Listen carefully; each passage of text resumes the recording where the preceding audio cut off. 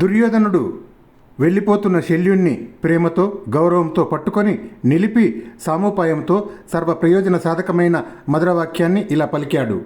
మహారాజా శల్య, నీ విషయంలో నీవు చెప్పింది అంతా యథార్థమే, సందేహం లేదు.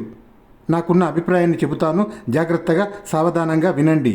కర్ణుడు నీకంటే గొప్పవాడు కాదు, నిన్ను సందేహించటం లేదు. మద్రాధిపతి అయిన శల్యమహారాజు ఆడిన మాట తప్పే పని ఏది చేయడు.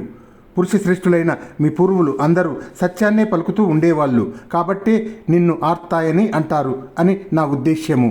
మానద, నీవు యుద్ధములో శత్రువులకు శల్యం ముళ్ళులాంటి వాడివి కాబట్టి నిన్ను భూమండలంలో శల్యుడు అంటారు. యజ్ఞాలలో సమృద్ధిగా దక్షిణలు ఇచ్చే వాడివి నీవే.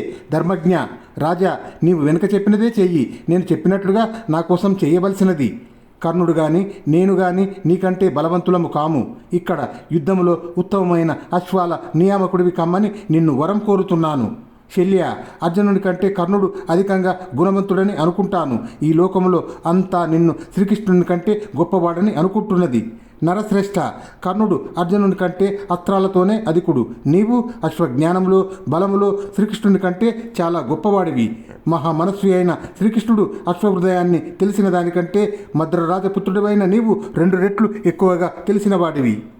అంతటా దుర్యోధనుడి మాటలు విన్న శల్యుడు ఇలా అన్నాడు. గాంధారిపుత్ర, ఈ మహాసైన్య మధ్యంలో నన్ను శ్రీకృష్ణుడి కంటే గొప్పవాడివని చెబుతున్నావు. అందువల్ల నాకు నీ మీద ప్రీతి కలుగుతున్నది.